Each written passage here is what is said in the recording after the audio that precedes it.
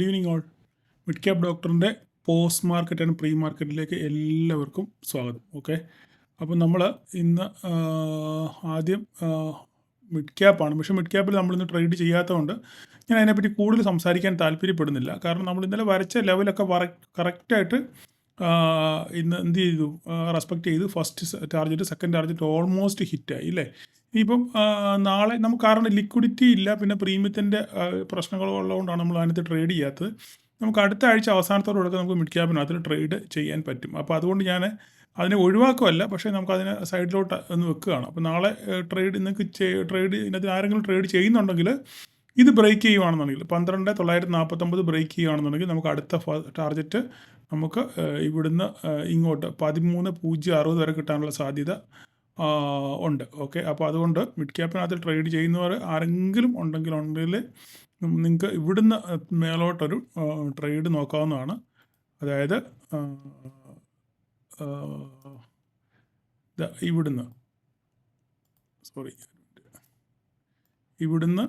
നിങ്ങൾക്ക് ഇവിടം വരെ ഒരു ടാർഗറ്റ് നിങ്ങൾക്ക് നോക്കാവുന്നതാണ്. ഇത് ബ്രേക്ക് ചെയ്യുവാണെന്നുണ്ടെങ്കിൽ 12,949 12,950 ബ്രേക്ക് ചെയ്യുവാണെന്നുണ്ടെങ്കിൽ ഒരു 5 മിനിറ്റ്സ് ക്യാൻഡിൽ സസ്റ്റെയിൻ ചെയ്യുകയാണെന്നുണ്ടെങ്കിൽ നിങ്ങൾക്ക് ഫസ്റ്റ് ടാർഗറ്റ്, അടുത്ത ടാർഗറ്റായിട്ട് 13,069 നിങ്ങൾക്ക് കൺസിഡർ ചെയ്യാം. അതിനുശേഷം അടുത്ത ടാർഗറ്റ് 13,160 ആയിരിക്കും. ഓക്കെ, നമ്മുടെ ട്രെൻഡ് ലൈൻ അവിടം വരെ പോകുമെന്നൊക്കെ ഉള്ളത് കണ്ടറിയണം. ഓക്കെ, അപ്പം ഞാനങ്ങ് പറഞ്ഞു പോകുന്നത് മാത്രമേ ഉള്ളൂ.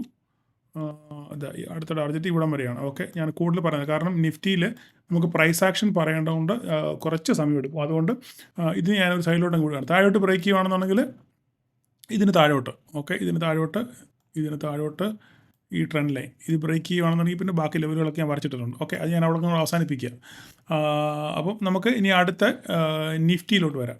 നിഫ്റ്റിയിലാണ് ധാരാളം കാര്യങ്ങൾ നമുക്ക് പറയാനുള്ളത്. അപ്പം ഇന്ന് പറയാനുള്ള കാര്യങ്ങളെന്ന് പറഞ്ഞു കഴിഞ്ഞാൽ, ഞാൻ ഇന്നലെ ഗ്രൂപ്പിൽ നമ്മുടെ നമ്മുടെ നിഫ്റ്റിയുടെ പിന്നെ വീഡിയോ ഇട്ടപ്പോൾ ഞാൻ അതിലിട്ടൊരു ബലൂണിൻ്റെ പടം ഇട്ടായിരുന്നു. അതിന് ഞാൻ കുറേ വിമർശനങ്ങൾ ഏറ്റുവാങ്ങേണ്ടി വന്നു.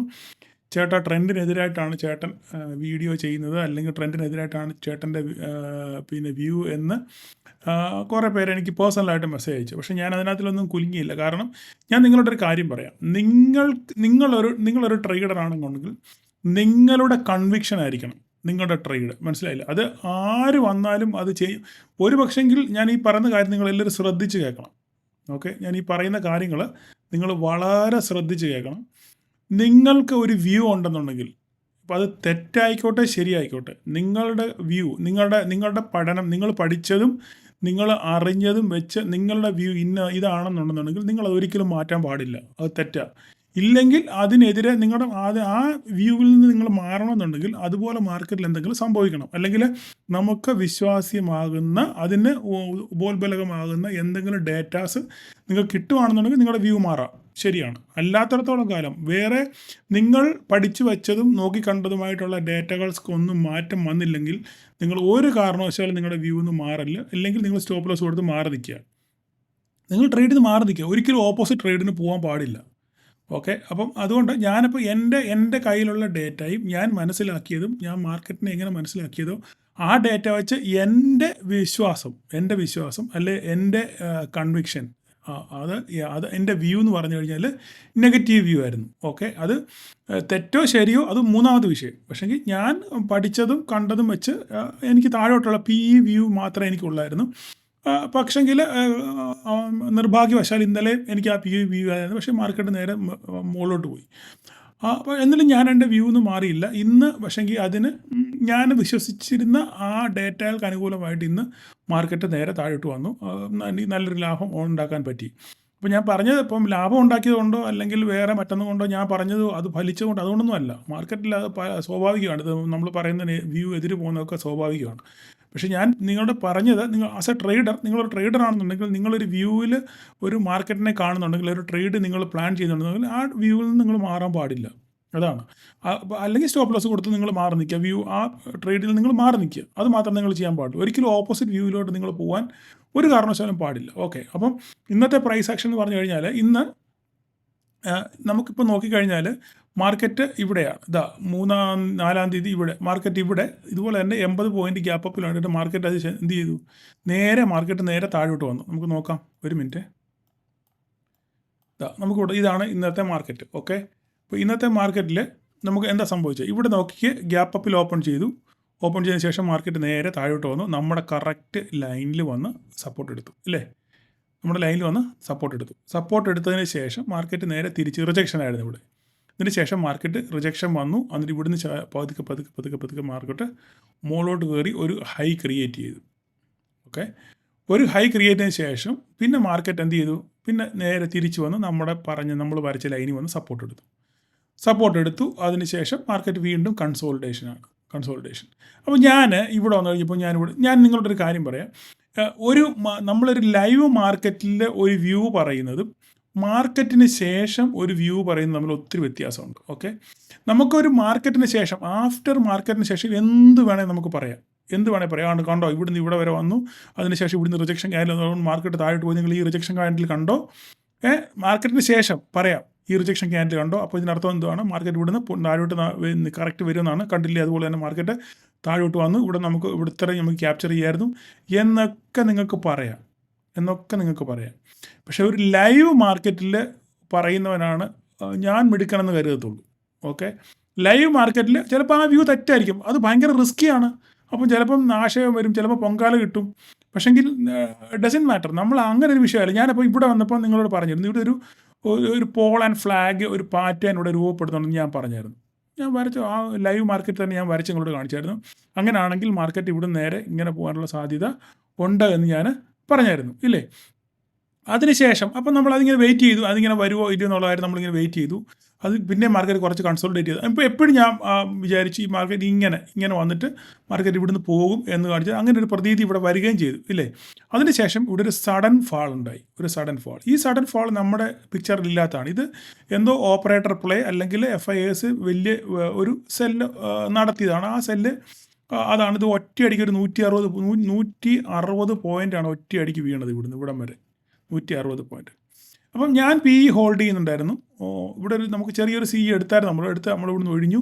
അതിനുശേഷം ഒരു PE എൻ്റെ കയ്യിൽ ഹോൾഡിംഗ് ഉണ്ടായിരുന്നു. ഈ ഹോൾഡ് 160 പോയിൻറ്റ് നല്ലപോലെ ഒരു ക്യാപ്ചർ എനിക്ക് കിട്ടി. ഓക്കെ, അത് പോട്ടെ, അതെൻ്റെ വിഷയമാണ്. അപ്പം നമുക്കത് പറയേണ്ട കാര്യമില്ല. ഞാനിവിടുത്തെ പ്രൈസ് ആക്ഷനാണ് പറയാൻ പോകുന്നത്. പ്രൈസ് ആക്ഷൻ എനിക്ക് ഇവിടെ അല്ല പറയേണ്ടത്. പ്രൈസ് ആക്ഷൻ പറയാനുള്ളത് അവിടെയല്ല. അപ്പോൾ ഈ പോൾ ആൻഡ് ഫ്ലാഗ് എന്ത് ചെയ്തു? പാളിപ്പോയി ഇല്ലേ? അതുപോലെ വന്നില്ല. അപ്പം നമ്മൾ ലൈവ് മാർക്കറ്റിലാണ് പറഞ്ഞത്. അതുകൊണ്ട് അപ്പോൾ ഞാൻ പറഞ്ഞിരുന്നു, ഇത് നിങ്ങൾ എന്നെ പങ്കാളിയിടല്ലേ, ഇവിടെ ഇങ്ങനെ ഒരു സാധ്യതയുണ്ട്, നിങ്ങൾ വാച്ച് ചെയ്യുക. ഇത് വാച്ച് ചെയ്യുന്നത് എങ്ങനെയാണ്? ഈ ഫ്ലാഗ് ആൻഡ് പോൾ വർക്ക് ചെയ്യണമെന്നുണ്ടെങ്കിൽ ഈ ഹൈ കട്ട് ചെയ്യണം. ഈ ഹൈ കട്ട് ചെയ്തെങ്കിൽ മാത്രമേ നമുക്കൊരു ഫ്ലാഗ് ആൻഡ് പോൾ റെഡി ആണ് എന്ന ഒരു ട്രെൻഡ് നമുക്ക് പറയാൻ പറ്റത്തുള്ളൂ. ഇത് കട്ട് ചെയ്യാത്ത കാലം ഇതിന് എന്ത് ചെയ്യില്ല, ഇത് ഇൻവാലിഡ് ആയിപ്പോയി. ഇവിടം വരെ വന്നിട്ട് ഇവിടെ നേരെ തിരിച്ച് താഴെ പോയി. അപ്പം എന്ത് ചെയ്തു? ഇത് വർക്ക് ചെയ്തില്ല. ഓക്കെ, ഫ്ലാഗ് ആൻഡ് പോൾ പരാജയപ്പെട്ടു ഇല്ല. അതിനുശേഷം മാർക്കറ്റ് നേരെ തിരിച്ച് താഴോട്ട് വന്നതിന് ശേഷം വീണ്ടും തിരിച്ച് ഇവിടുന്ന് റിജക്ഷൻ, നമ്മുടെ കറക്റ്റ് നമ്മൾ വരച്ച 24,377 ഇവിടുന്ന് റിജക്ഷൻ വന്നു. ഇവിടുന്ന് പലരും, എനിക്ക് തോന്നുന്നു ഇവിടുന്ന് പലരും നമ്മൾ ട്രേഡ് എടുത്തിട്ടുണ്ട്. ട്രേഡ് എടുത്തവർക്ക് ഒരു നല്ല പോയിന്റ് ഇവിടെ വരെ കിട്ടിയിട്ടുണ്ട് ഇല്ലേ?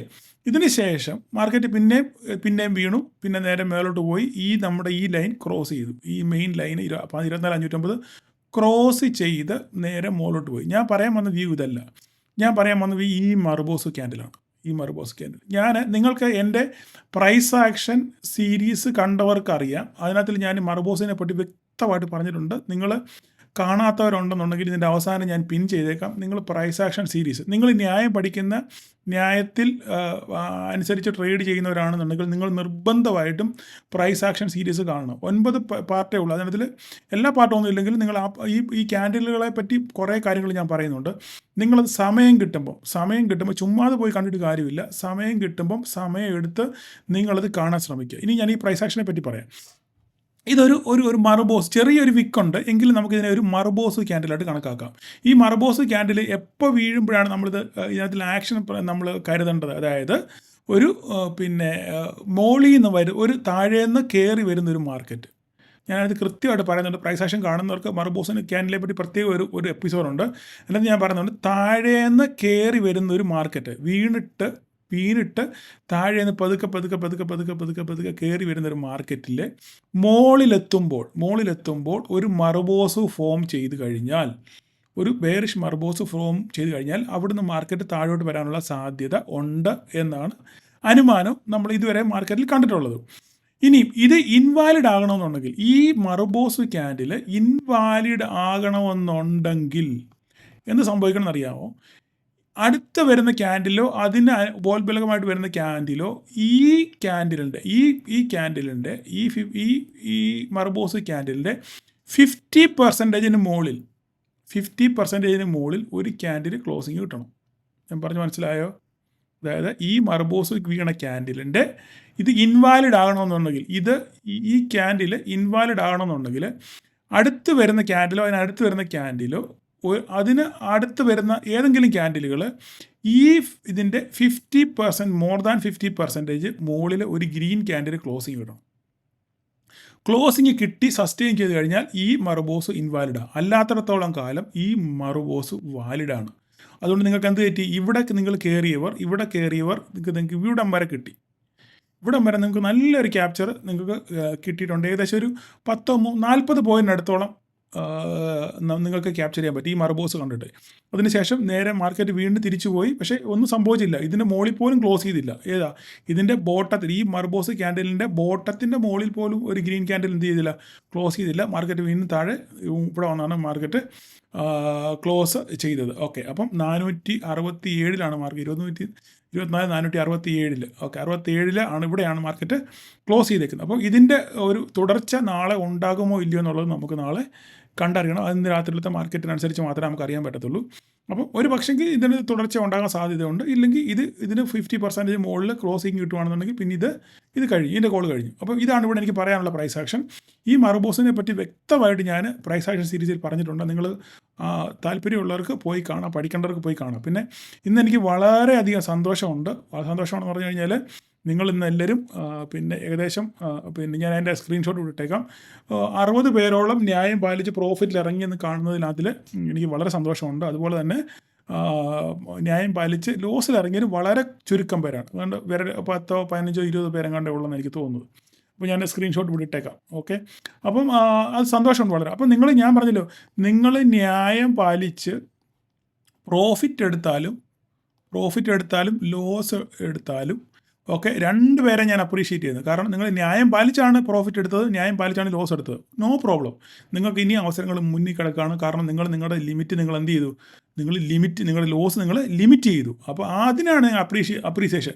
പ്രോഫിറ്റ് നമുക്ക് പിന്നെ ഉണ്ടാക്കാവുന്നേ. പ്രോഫിറ്റ് മാർക്കറ്റ് ഇവിടെ ഉണ്ട്, നാളെ ഉണ്ട്. പക്ഷേങ്കിൽ മാർക്കറ്റ് ട്രേഡ് ചെയ്യണമെങ്കിൽ എന്ത് വേണം? കാശ് വേണം. ഞാനിത് എപ്പോഴും ആവർത്തന ഒരു സത്യം ഉണ്ടാക്കുന്നുണ്ട് നിങ്ങൾക്ക്. പക്ഷേങ്കിൽ കയ്യിൽ പൈസ ഉണ്ടെങ്കിൽ നാളെ ട്രേഡ് ചെയ്യാൻ പറ്റത്തുള്ളൂ. അപ്പോൾ ആ കാശ് നമ്മൾ സൂക്ഷിച്ച് കണ്ട് ട്രേഡ് ചെയ്യുക എന്നുള്ളതാണ്. ഓക്കെ, അങ്ങനെയാണ് ഇവിടെ നമുക്ക് എന്ത് ചെയ്ത് പടിപടിയായിട്ട് വിജയം നമുക്ക് കൈവരിക്കാൻ പറ്റത്തുള്ളൂ. അതുകൊണ്ട് അപ്പോൾ ഇനി ഈ പറഞ്ഞ ഒത്തിരി നീണ്ടുപോയി. അപ്പോൾ നമുക്ക് നാളത്തെ ലെവലുകൾ നമുക്ക് നോക്കാം. അപ്പോൾ ഇപ്പം ഇന്ന് US മാർക്കറ്റ് നല്ല പെർഫോം ചെയ്യുന്നുണ്ട്. 150 പോയിൻ്റ് എങ്ങാണ്ട് അപ്പിലാണ് ഇപ്പം ട്രേഡ് ചെയ്യുന്നത്. അപ്പം ഇനി നാളെ നമുക്ക് എന്ത് സംഭവിക്കും നമുക്ക് നോക്കാം. ഓക്കെ, അപ്പോൾ ഇനിയിപ്പം ഞാൻ പറഞ്ഞിരുന്നു മാർക്കറ്റ് ഇനിയിപ്പോൾ അങ്ങോട്ടും ഇങ്ങോട്ടും എൻ്റെ ക്യാപ്ഷൻ്റെ ഫോട്ടോ കണ്ടു കഴിഞ്ഞാൽ നിങ്ങൾക്കറിയാം, അങ്ങോട്ടും ഇങ്ങോട്ടും ഇട്ട് തട്ടുക നമ്മുടെ റീറ്റെയിലേഴ്സിനെ ഇല്ലേ. ഒരു ദിവസം അങ്ങോട്ട് അടിക്കുന്നു, ഒരു ദിവസം ഇങ്ങോട്ട് അടിക്കുന്നു. രണ്ടുപേരുടെ അവർ ഫുട്ബോൾ കളിക്കുകയാണ്. ഇതിനിടയിൽ കിടന്ന് ഞെരുങ്ങുന്ന ആരാണ്? ഫുട്ബോളായിട്ടുള്ള റീറ്റെയിലേഴ്സാണ്. അപ്പോൾ നാളെ ഇനി എന്ത് സംഭവിക്കും നമുക്ക് നോക്കാം. നിലവിൽ ഗിഫ്റ്റ് നിഫ്റ്റി ഒരു അത്ര വലിയ പെർഫോമൻസ് ഒന്നും കാണിക്കുന്നില്ല.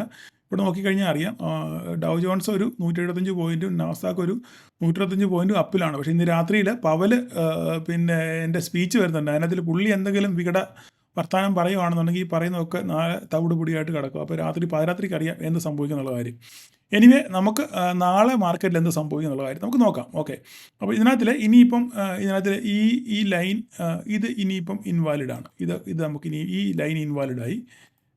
അപ്പോൾ ഞാൻ ഇന്നലെ നമ്മളൊരു ഇവിടെ ഒരു എന്തായിരുന്നു നമ്മൾ കണ്ടത്? ഇവിടെ ഇന്നലെ ഒരു പിന്നെ ഇൻവേർട്ടഡ് ഹെഡ് ആൻഡ് ഷോൾഡർ കണ്ടായിരുന്നു.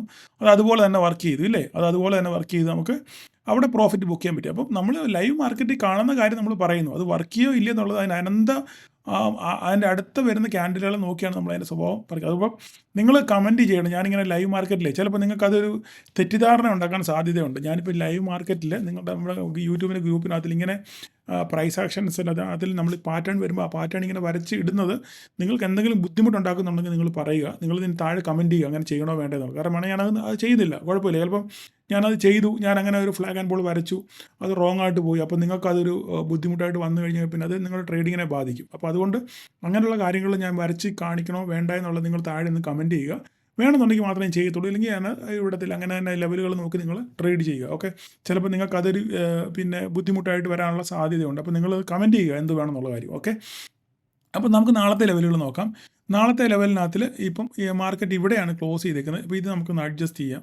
ഇതൊന്ന് അഡ്ജസ്റ്റ് ചെയ്ത് കഴിഞ്ഞാൽ നോക്കിക്കോട്ടെ, ഞാനിതൊന്ന് മുന്നേ കൂട്ടി ഒന്നും ചെയ്തു വെക്കുന്നില്ല കേട്ടോ. ഇത് ഞാൻ നിങ്ങളുടെ ഇപ്പം തന്നെ കാരണം ഡ്യൂട്ടി കഴിഞ്ഞ് വന്നതേ ഉള്ളൂ. അപ്പം ഇതിൻ്റെ താഴെ നമുക്ക് ഇപ്പം മാർക്കറ്റ് ക്ലോസ് ചെയ്തേക്കുന്നത് ഇവിടെയാണ്.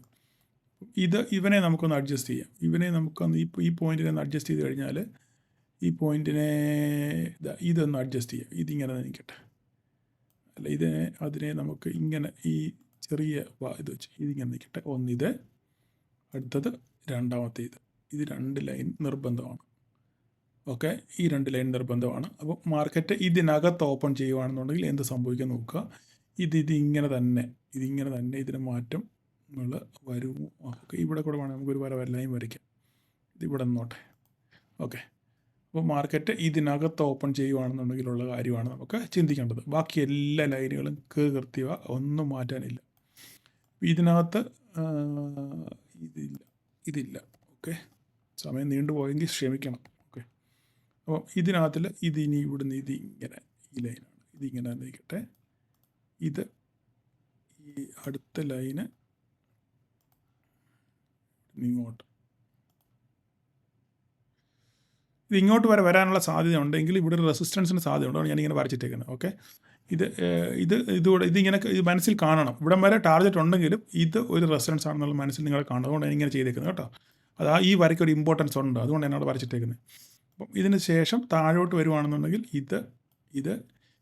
ഈ ലൈൻ ഇതൊരു ചെറിയ ഒരു ടാർഗറ്റാണ്. അതിന് ശേഷം ഈ താഴോട്ട് വന്ന് ഇത് ബ്രേക്ക് ചെയ്യുവാണെന്നുണ്ടെങ്കിൽ നമുക്കൊരു നല്ല ഫോള് കിട്ടും. നല്ല ഫോള് കിട്ടാനുള്ള സാധ്യതയുണ്ട്. പിന്നെ എല്ലാം ബാക്കിയെല്ലാം താഴോട്ട് തന്നെ. ഇത് ബ്രേക്ക് ചെയ്യണം. ഈ ലൈൻ ബ്രേക്ക് 24,377 ഈ ലൈൻ ബ്രേക്ക് ചെയ്യുകയാണെന്നുണ്ടെങ്കിൽ നമുക്ക് നല്ലൊരു ഡൗൺ സൈഡ് താഴോട്ട് കിട്ടും. അപ്പം ഇവിടുന്ന് നോക്കുക നിങ്ങൾ. അപ്പോൾ ഇതിനകത്ത് നമുക്കിനി എന്ത് ഇതില്ല, ഇതിനകത്ത് ട്രേഡ് ഇല്ല. ഓക്കെ, ഞാൻ വരച്ച് കാണിക്കാം. ഓക്കെ, ഇതിനകത്ത് എന്ത് ചെയ്യില്ല, ട്രേഡ് ഇല്ല. ഓക്കെ, ഇവിടുന്ന് ഇങ്ങോട്ട് ബ്രേക്ക് ചെയ്യണം, അല്ലെങ്കിൽ ഇവിടുന്ന് ഇങ്ങോട്ട് ബ്രേക്ക് ചെയ്യണം. ഓക്കെ, ഇത് ബ്രേക്ക് ചെയ്യുവാണെങ്കിൽ നമുക്ക് നല്ല ഫോള് കിട്ടും. അല്ല ഇവിടുന്ന് ഒരു 5 മിനിറ്റ്സ് ക്യാൻഡിൽ സസ്റ്റെയിൻ ചെയ്യുവാണെന്നുണ്ടെങ്കിൽ നമുക്ക് ഇവിടെ ഇത് നോക്കി റെസൾട്ട്സ് നോക്കുക. അതിനുശേഷം ഇവിടം വരെ കിട്ടാനുള്ള സാധ്യത നമുക്കുണ്ട്. അപ്പോൾ ഇത് രണ്ടുമാണ് നമ്മൾ നാളത്തെ ട്രേഡ്. ഇതിനകത്ത് ട്രേഡ് ചെയ്യരുത്, എങ്ങോട്ടെങ്കിലും. അല്ലെങ്കിൽ ഇവിടം വരെ പോയി സസ്റ്റെയിൻ ചെയ്തിട്ട് നേരെ തിരിച്ചു വരുവാണെന്നുണ്ടെങ്കിൽ നമുക്ക് ഇവിടുന്ന് ഒരു ട്രേഡ് നോക്കാം. അതൊക്കെ അന്നേരത്തെ പരിസ്ഥിതി പോലാണ്. മാർക്കറ്റിൻ്റെ അന്നേരത്തെ സെൻറ്റിമെൻറ്റ്സും ലൈവിൽ നമുക്ക് എന്താണ് കാണുന്നത് ആ പ്രൈസ് ആക്ഷൻ രീതിയിലാണ് നമുക്ക് അവിടെ ട്രേഡ് ചെയ്യേണ്ടത്. അപ്പം നോക്കി കണ്ട് ട്രേഡ് ചെയ്യുക നാളെ. അപ്പോൾ എല്ലാവർക്കും ഒരു പ്രോഫിറ്റബിൾ ഡേ ആശംസിക്കുന്നു. Thank you all.